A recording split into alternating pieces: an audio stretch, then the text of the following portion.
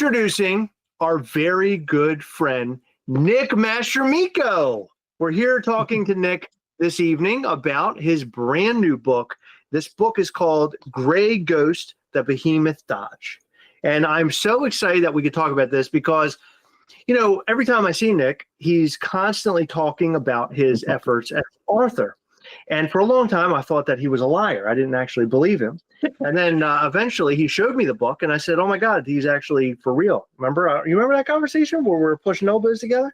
I was shocked. No, that never happened. But anyway, but Nick Mastramico has been doing this for quite a while. And I'm excited about this because this is going to give us some insight on something that is a passion to Nick. And we have been friends now for many years. So it's exciting that we're actually really going to talk this through and kind of understand this whole Gray Ghost thing. So welcome to the channel, Nick Mastramico. I know you've been here before for various things, but you're here in the spotlight this time. Well, he's not here as Nick Mastramico. Well, he's going to tell us his name. He's got a pen name, and I need to talk about this pen name. Well, first off, now I understand what that nudging was for. I thought it was something completely different. But thanks for having me on. You know, this is a real treat. Of course, we've been friends for a long time, and I'm a fan of the show. So actually to be able to bring my creation to the Gastlecast with my Gray Ghost series is a real treat for me, and I can't wait to get talking about it. Call it a treat until Chris calls it trash, because that's all that we seem to do on this channel. No, we don't. We're more positive, Heather.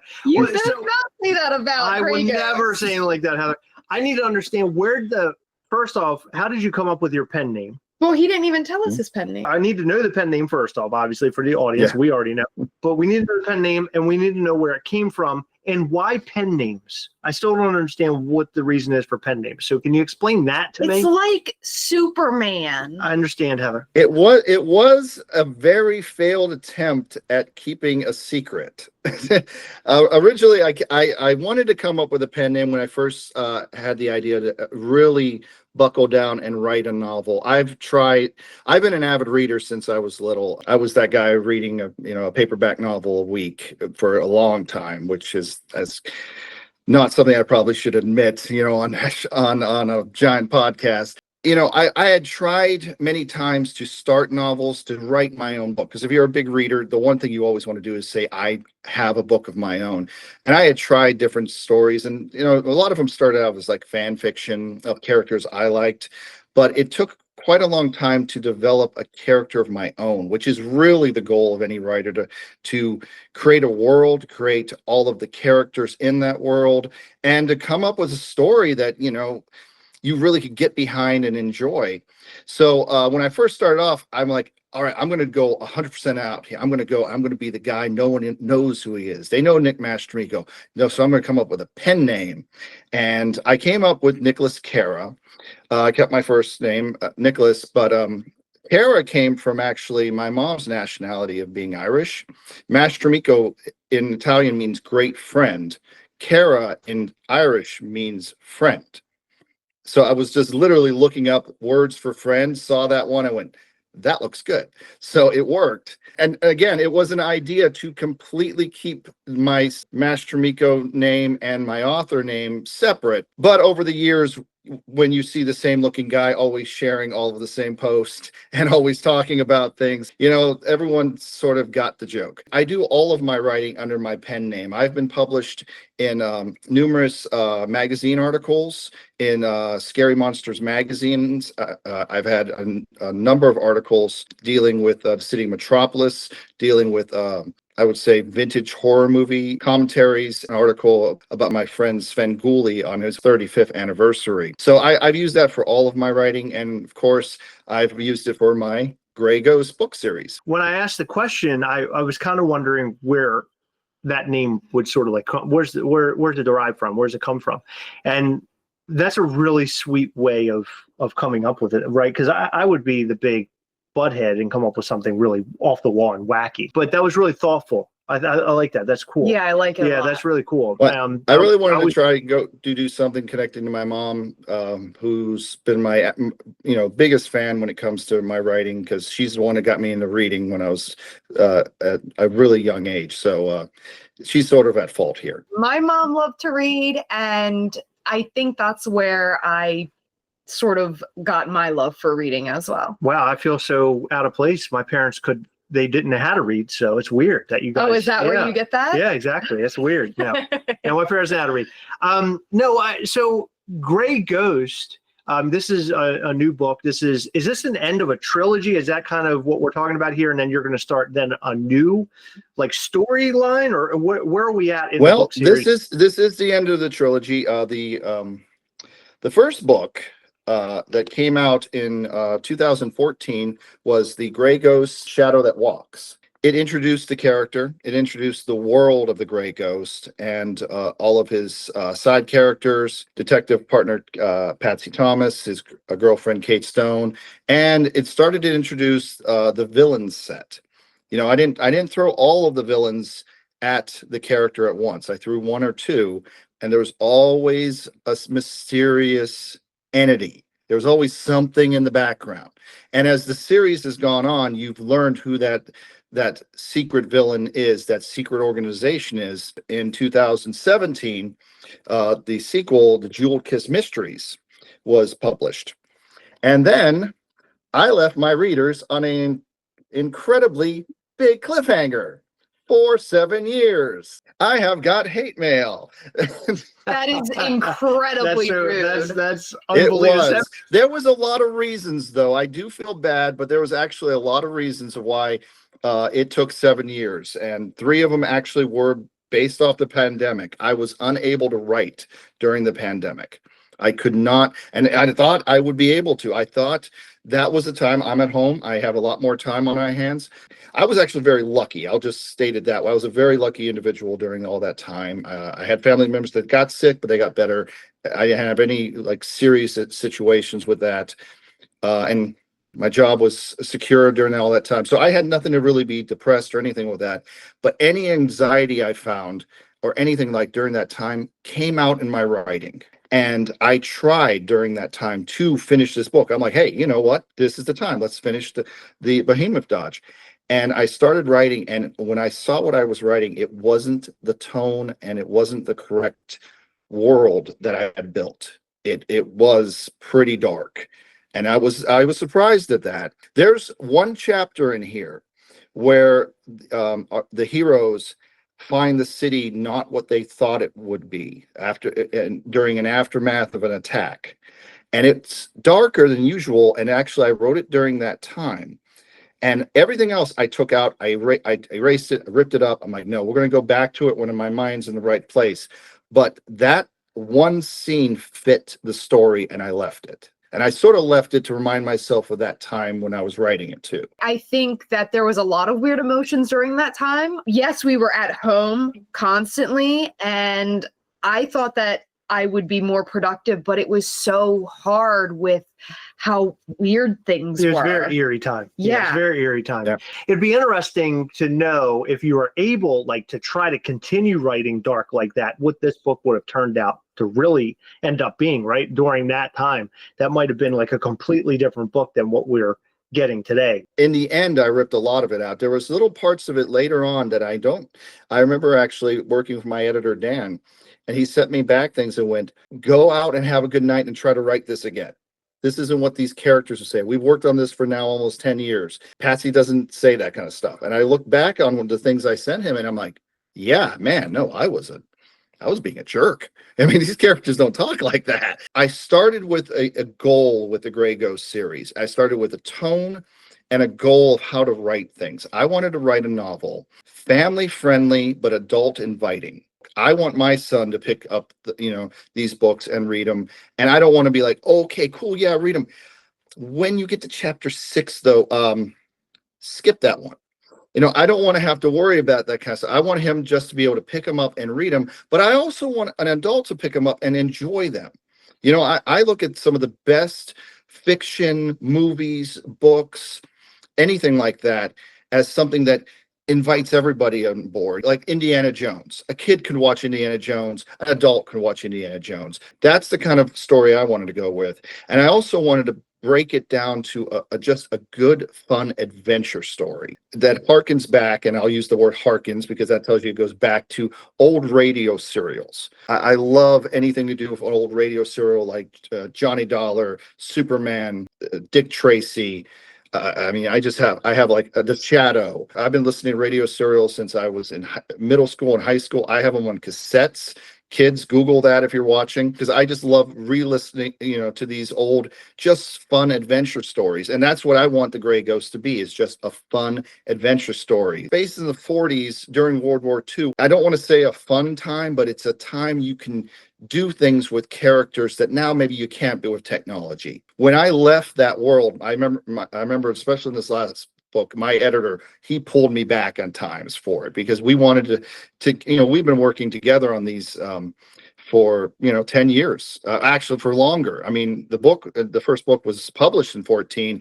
The first book took me about 5 years to from start to finish to go, because I had to build a whole world there. When I saw the character, because you shared some photos with me, and designs and logos and things, and that was the first thing that my head went, was sort of like those old radio serials. And the first thing that came to mind was not the Phantom, the Shadow. So that's how you create this character, right? So Gray Ghost is created from that place.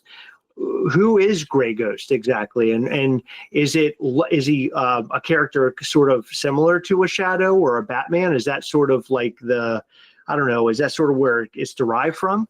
I would say he's more of a detective, because the Gray Ghost is a character named Joe Bavine. And Joe Bavine is he's a complicated character because he doesn't want to be a superhero, but it's a world that gets sort of thrust upon him by accident. Joe is a guy during World War II who goes off to fight during a wartime, and he gets injured. He actually loses his left leg. I wanted to make a character that was flawed in a way so he's not. My favorite character is Superman, of all superheroes. I'm a huge Superman fan, but only Superman can be just a perfect character. Something that Stan Lee has done in a lot of his Marvel characters. Characters with flaws, are heroes because it's the world that's put upon them, not because that's just they have to go save the day. Joe he's a man that comes back from war, and he's also a man that comes back from war injured, missing a leg, at a time that not that it would be easy now. I'm not saying that at all, because I had to do a lot of research actually for wounded veterans and wounded amputees. Now, actually, he came back at a time when some of the support systems and some of the technology even wasn't available. This is World War II. A lot of the help that he at that time might get was barely over what you would consider maybe like a peg leg stump kind of thing on crutches. There was not a lot of technology when it came to prosthetics at that time. That was actually a problem with me, because I did a lot of research on prosthetics for his character, and the problem is I couldn't use any of it because it's all now. The technology that they're using now is amazing, because I mean, you got a guy that could run with no legs at an Olympics with these like blades now. They didn't have any of that back then. They were building that. Some people who had a lot of money might have had that, better prosthetics and stuff. But Joe, he's not. He's a blue collar worker in the city of Capstone City. His dad works at a steel mill. His mom, stays home. They don't have a lot of money. Joe is a police detective. So now you have a character who went off to war to fight for his country, comes back, and doesn't think he's the same kind of man. He doesn't think he could be the same kind of detective with his partner Patsy on the police force, or should he even be a police officer anymore? Because back then, would you respect a police officer of one leg? Doesn't think he's the same kind of guy for his girlfriend Kate, who still loves him, but he feels that self-doubt over and over again. And throughout the first book, things happen and he constantly is doubting himself. Something happens to at Kate's home, and he's just crushed because he knows the old Joe could have stopped that. Through a mysterious piece of clothing called the Spartan cloak, Joe finds himself becoming the gray ghost, which returns his leg. It creates almost a different form. The thing about the gray ghost, when he gets these powers under control, which is something that Kate, his girlfriend, who's an engineer, who's actually the brains of the operation throughout the entire story, he can turn into the gray ghost by using a special watch that allows this piece of material to touch his skin, which was a big thing for me because I wanted to have a reason of how he's Joe one second and the gray ghost the next. So this magical transformation is based off of a secret decoder watch that he has. A lot of people say the way I write is there's a lot of montages in the book. There's written montages, which I like because it keeps the story going. There's a lot of different ways I use graphics, newspaper articles, and stuff like that to move the story along so time is passing. And because of that, Joe's powers are progressing. Things are happening in the background with other characters, and it's not just step by step by step. Like the world's spinning, and it's almost like if I could throw music while you're reading it, it's like a montage moving the story along. And it doesn't start off well for him when in the first book, and by the end, well, you have to see if it gets any better. It feels like it's built for a comic book.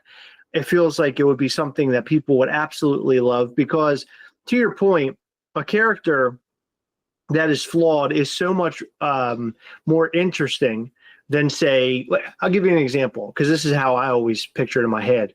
Superman is a prime example of not being such an interesting character. He has reasons to be interesting, but Batman is more interesting because Batman can get the crap beat out of him, and it's going to be, sometimes harder for him to get back up, whereas Superman can just pummel, and he's incredibly strong. So I like that about the Gray Ghost character. I think that's interesting. I like that he's, a war veteran. That's an interesting spin. The fact that you were doing homework in order to figure out how this character would really work and the world that he would live in, building the world over 5 years. To me, it sounds like you have built something that is so massive now. We haven't even gotten into his rogues gallery, but it's so massive that you could probably make it into a comic book or even greater than that, even a TV show or a film.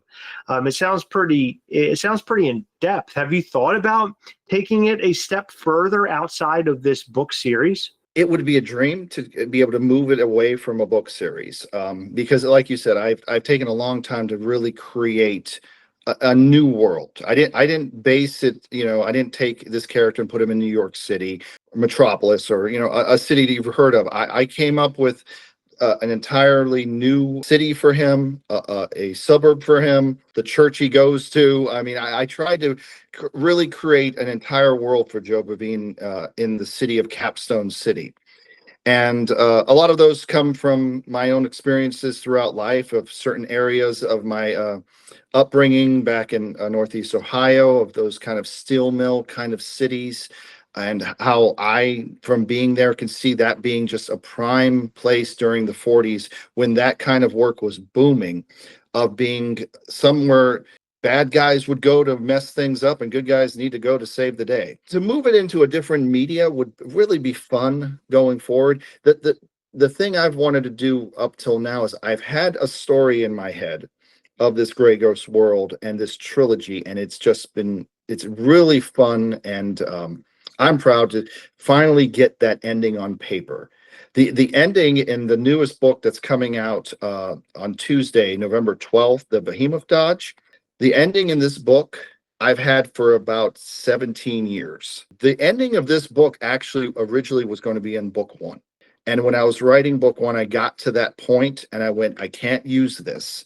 It's rushing it. So I had to just shelve that ending. And I knew I wanted to use it. And I knew where I wanted these characters to go. And even when I got to book 2, I'm like, I still can't use it. It's still too early. I need to build another character. I need to build another reason this ending can happen. And then finally, in this third book, I was able to achieve it. And I got to tell you, it was really fun to finally write it down. So let's actually talk about the books themselves. So you actually will have your trilogy, 25 sets of a hardback trilogy. Ooh. They'll be signed and they'll be stickered as well. That's fancy. That is really, really cool. And this is the first time ever that you have hardbacks of your book, right? I'm really proud of that. As a new author, when I wrote the Shadow That Walks, of course, I'm real happy to be getting published. A lot of publishers do not want to take a risk in hardback because it costs more to print and produce. So our first novel came out as paperback.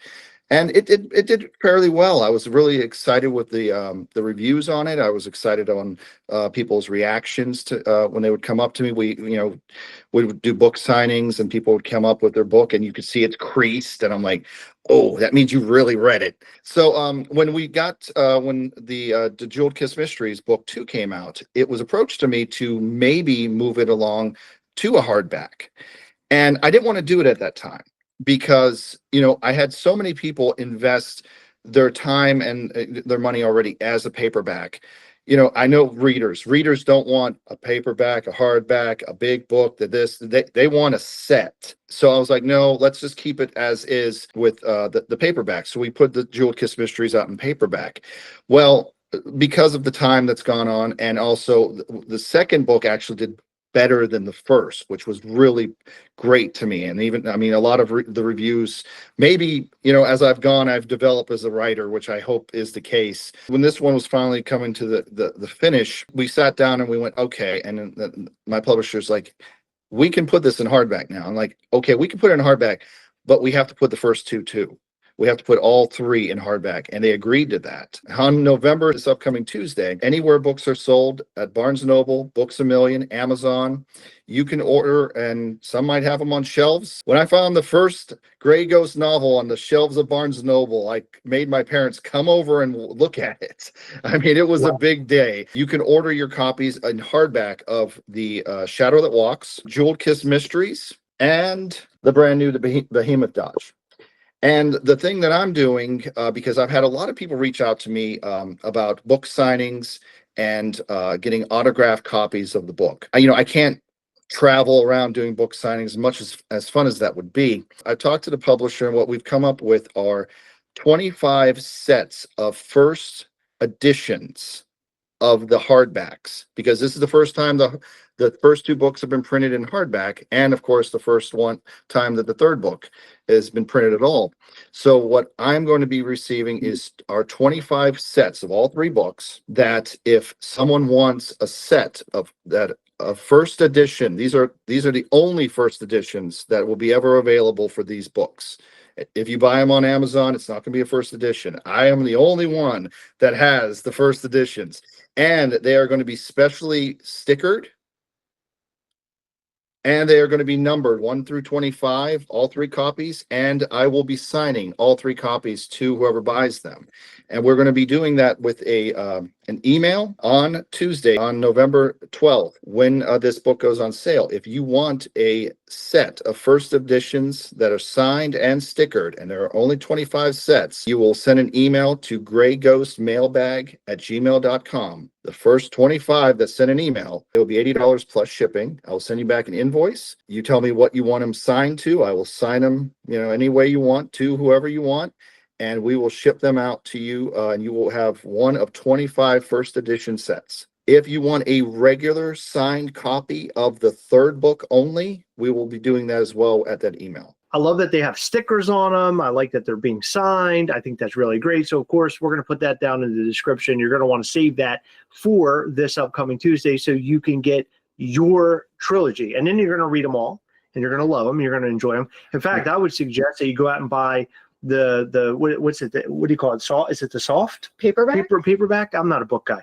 But you buy the paperback versions to read, and the other ones are for collection. Do you understand? That's how we work. I do understand. That's how we do it. I actually am a signed book collector myself. Oh, look at that. Yeah. Oh my God. And I'm sort of annoyed because I won a book recently, and I'm currently reading it, and it's a paperback, and I didn't realize it's signed. So I'm like creasing my signed book, but I don't want to put it down. Wow. Yeah. Well, look at that, Heather. Yeah, so I'm very excited that you are offering all 3 signed. I'm going to be picking up my copies on Tuesday. That's what I was going to say. We'll be first in line to get a set of these. Obviously, we want to make sure that everybody goes out there and picks that up. So go down to the description. This is. But I'm going to beat you all. Yeah, every single one of you. Heather's going to be first. Heather's going at 12:01. Heather's going to be making sure that she's first in line. We'll, of course, share this also in the different various groups that are for Gastlecast as well. Can we share it after I get? Yes, Heather, we will definitely. Yes, absolutely. You know, I want to learn a little bit about Grey Ghost because we've learned about the character, but I'm always most fascinated with villains. And, you know, Batman has Joker and of course, Superman has Lex Luthor. Who's Grey Ghost? Who's his ultimate enemy? Well, there is one that's a secret. Okay. I was going to say, I can't, because you have to read, once you read the first book, you know who the main villain is. I like to combine types of villains. So, you know, this is World War II. We have, of course, Germany, the Nazi party and everything. And the thing I've always loved that other companies like Marvel and everything is they don't have the Nazis coming to get you or anything. They have a group in them.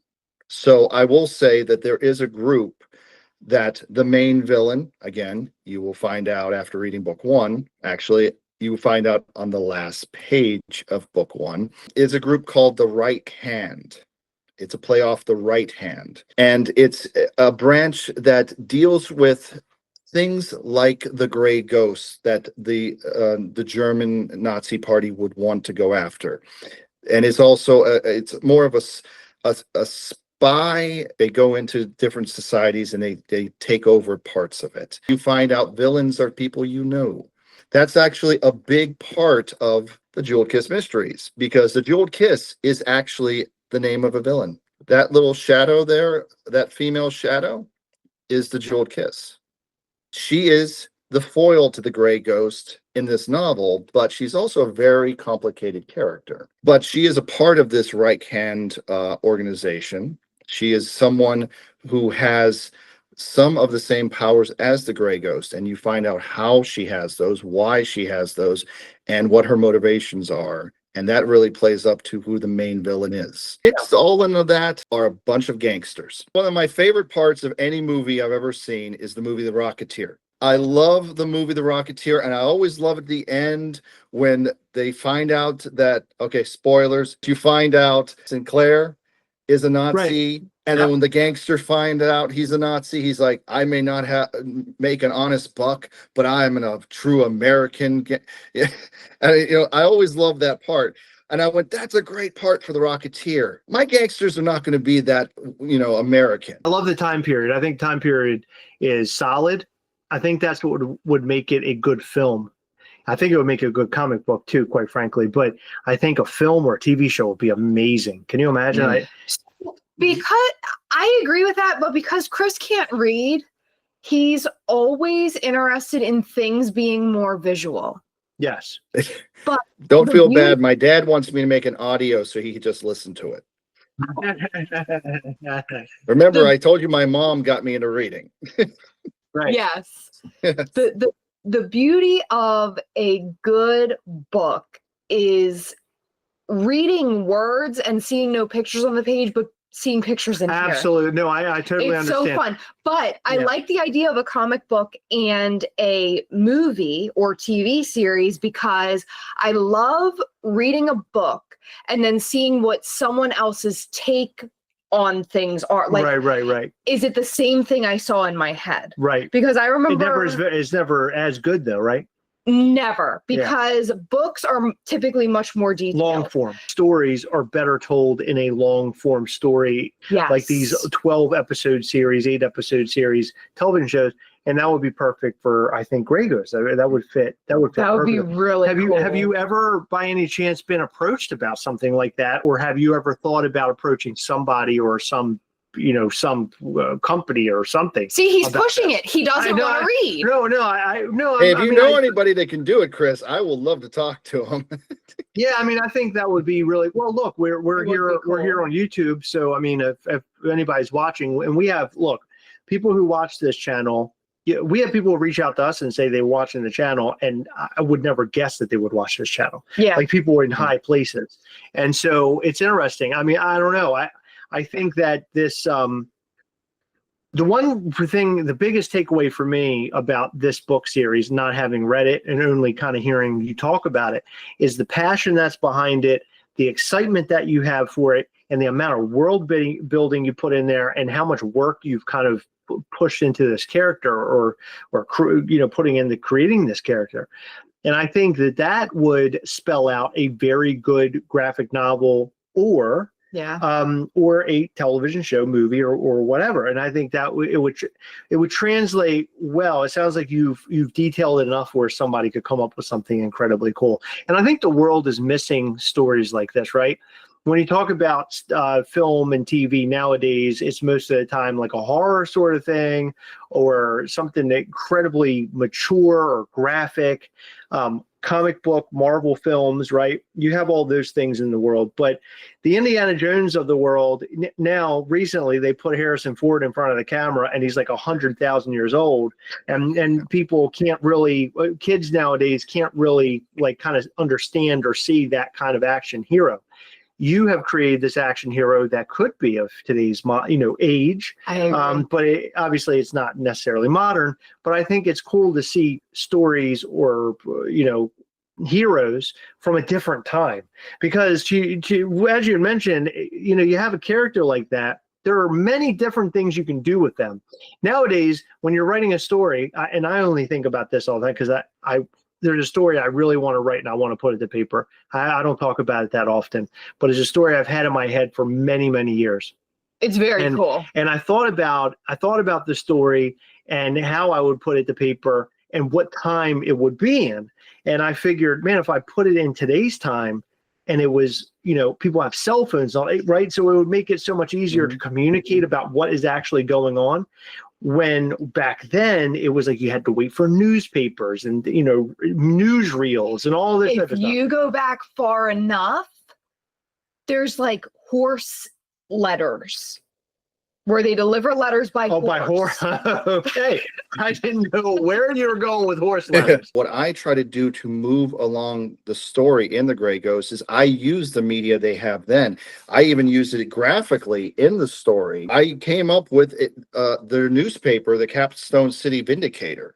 And those news articles, as the characters are going, tell you the adventures of the Gray Ghost as he's just saving normal citizens and developing the story along in small little bits. I also, in the Behemoth Dodge, I use radio as a very big media that they use in the storyline, because those small things back then were trusted sources of news, but they were also very slow, but they were trusted. So if it came over the radio, everyone believed X was happening. I think to now, movies even based in that time, I think over the last 10 years or so, we've seen that they work. I mean, Captain America, the first Avenger, was based in the 40s, and I don't know, I still think that's one of the better ones. I think the fact that he's missing, he's a war veteran who lost a limb, that is definitely of that time when things were going on, then. And it's cool that you're taking that. That's another aspect of this that I really like, is that you're taking a character who is flawed, not necessarily flawed like nerdy Peter Parker, but somebody who is so flawed that they can't walk. And I think that makes it interesting, because even back then, maybe somebody wouldn't be accepted like they would be today because of their flaw. I like that. I think that's a lot of fun. And I also like that it isn't like he was zapped with some sort of radiation to make him super strong. He has something. Like, it's something that gives him his ability, meaning that if for some reason he's separated from that, he no longer has the ability. I don't want to tell too much of the story, because people need to read this book series. And so these books are available, as you had mentioned before, anywhere books are sold, which is awesome. I love to hear that. So folks can go and buy it on Amazon.com then, which is, I think, that's like the place that people buy books, I would imagine. That's how Amazon started for the most part, right? I buy a lot of books on Amazon. But speaking of Amazon, I do have a question. Will it be on Kindle? It is already on Kindle. The first book and the second book are already, right now, they're out on Amazon on Kindle. And on Tuesday, book 3 will be on Kindle. As an author, I want to know what you think my characters look like. I find that maybe some authors don't, but I find it just, I could explain in my head and it's put in detail as much as I can of what the Gray Ghost looks like, what Patsy Thomas looks like, what Kate Stone looks like. But what do my readers think of it? So if if you start reading into this book, in book 2, I actually back in 2017 ran a nationwide art contest for my readers where they got to draw what they thought the Gray Ghost looked like. And I had 4 winners of that art contest. We raised funds for how many art piece came in, and we donated a pretty good donation to a charity called Connor's Cure, which is a charity we've used in the past for it's a pediatric cancer support charity that the WWE put together years ago, and I found it's a very good one to use. In book 1, I did all the artwork. I wanted to have a specific way to move the story along, especially with the newspaper articles and stuff. But in book 2, I used their artwork. The Gray Ghost looks different because it's people's opinions of what he looks like. And one person actually put a piece of artwork that was so different than what I thought of, I actually incorporated it into the story. Where we go from here after this whole thing is sort of like the excitement has died down a little bit, are you going to then move on to a new trilogy? We don't know how the book ends. How we move forward, it all depends on how the 3rd novel ends, because I promise you one thing, after leaving my readers with a cliffhanger for 7 years, I'm giving you an ending. I can't tell you I'm going to jump back into the world, because who knows who lives and who dies at the end of this novel. Oh, Oh, no. God. Don't do that to us. Oh, no. That another cliffhanger. At least we don't have to wait for 7 years. That's No, the plus side. I couldn't do that. I'm like, I have to give some finality to my readers here. Even at something I had to do at the back of this book, in the little bio section, Nicholas Cara is the reader of numerous New York Times best-selling novels, thousands of comic books, and now 3 cookbooks.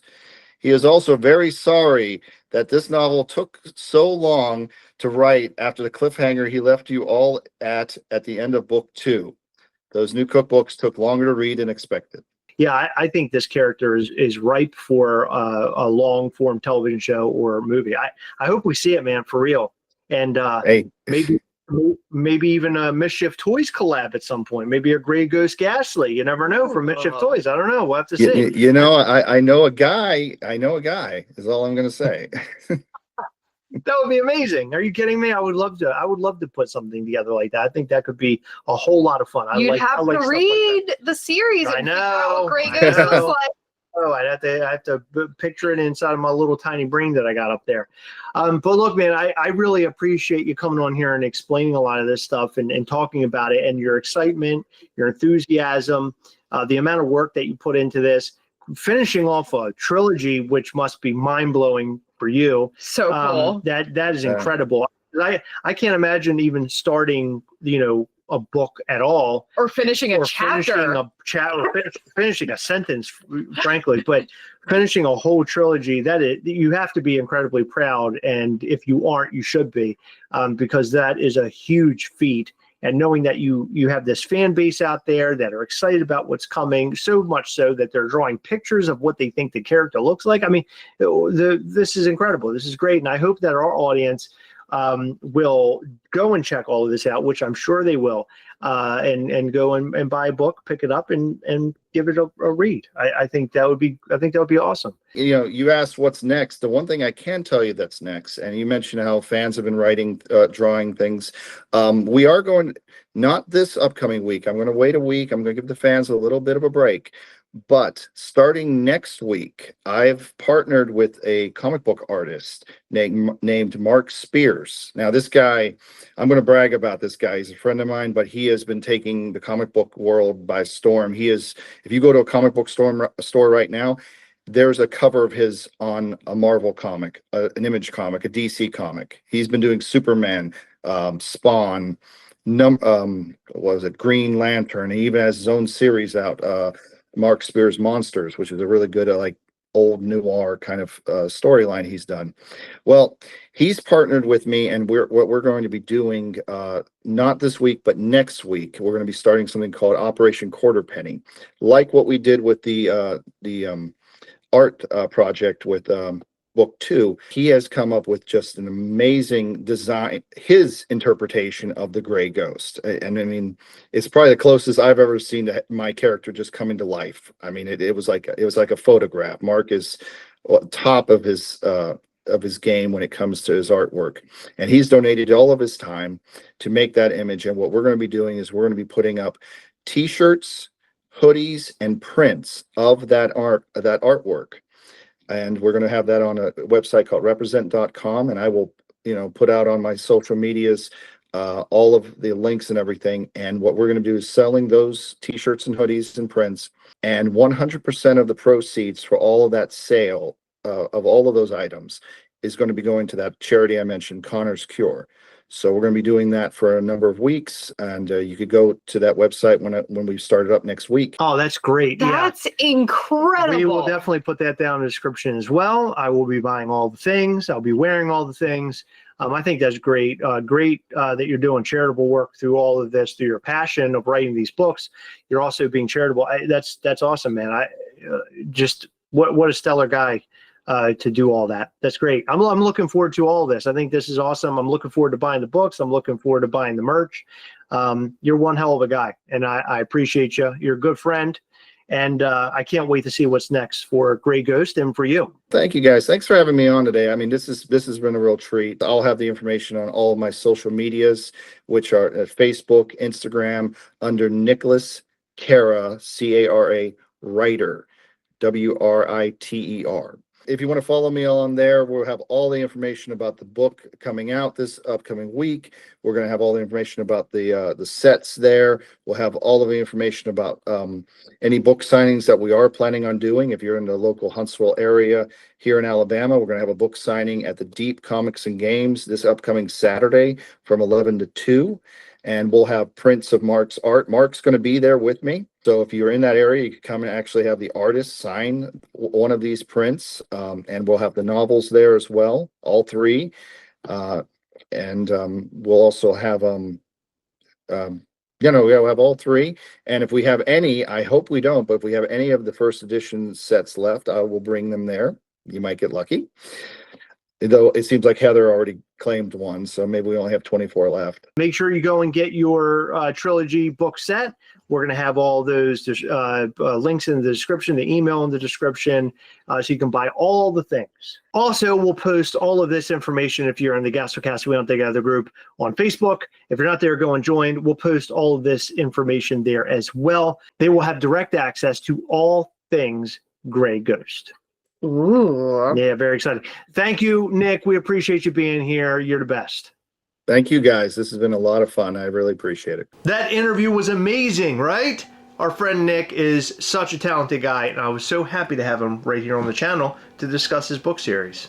Yeah, and not only did we have him on the channel to discuss the book series, but I also talked him in to allowing us to do a giveaway. Nice. We're going to be giving away his very first book, and it will be signed. You can enter to win by commenting down below your thoughts on the interview and using hashtag #ILoveGrayGhost, and we will pick one very lucky winner from the comments section to send that signed copy to. In every video, we like to shout out to some of our patrons from Patreon. In this video, we'd like to shout out to Susan, Nick Adams, Christopher Nalkov, Brian Formillo, Gloman Greco, Scott Field, Eric Rasmussen, Damian Lotterhand, Darns12, and Jessica Eaton. Thank you guys so much for your continued support. We appreciate all of our patrons. You guys rock so hard. Check out patreon.com/Gastlecast if you want to support this channel. There's many different ways that you can support, and the different levels give you different things. And the 2 top ones, levels 3 and 4, include giveaways during our Google Meet call that we do every single month. We also show you upcoming Mischief Toys items and much more. Make sure you go and check out patreon.com/Gastlecast. Also, hit the like button, subscribe button, and the little bell. That way you'll know anytime we go live or post brand new content. You do not want to miss our new content. We have such a blast here, and you don't want to miss our lives. Come back and hang with us. We would love it. That's all we've got for you. Thank you so much for watching this interview. We hope that you enjoyed it. We'll see you in the next one. Bye.